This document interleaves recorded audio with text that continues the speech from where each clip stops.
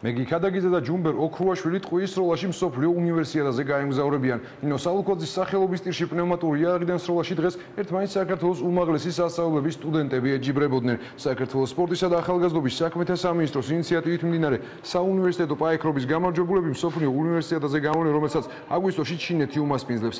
ტყუის მსროლელთა შეჯიბრებაზე საპრიზო ადგილებისთვის ფინალური ბრძოლა საკმაოდ დიდი კონკურენციის პირობებში წარიმართა. საბოლოოდ ქადაგიძემ შეჯიბრება 94 ქულით მოიგო. მეორეზე მარიამ გამბაშიძე, მესამეზე კი ანა გაგნიძე გავიდა. დაძაბული გამოდგა ფინალური ბრძოლა ვაჟებს შორისაც. ოქროშვილმა მეორე ადგილზე კასულ გირგვლიანს მხოლოდ 3 ქულით აჯობა. აღსანიშნავია, რომ საქართველოს უნივერსიადაზე ტყუის მსროლელთა შეჯიბრება პირველად ჩატარდა.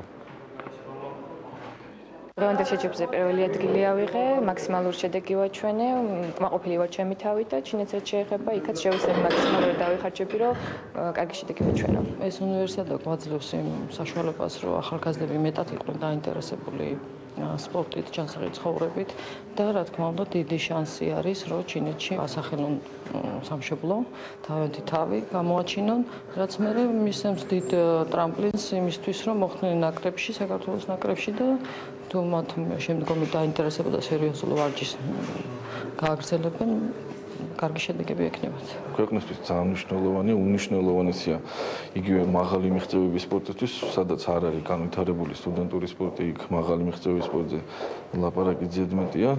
რაც შეიძლება ითქვას ჩვენ ქვეყანაზე, ის ვითარდება ბოლო წლებია საუნივერსიტეტო სპორტი და რა ვიცი, ყოველ წელს ვცდილობთ, რომ უფრო მეტ სახეობაში ჩავატაროთ და უფრო მეტი ინსტიტუტი და უფრო მეტი სტუდენტი იყოს ჩართული.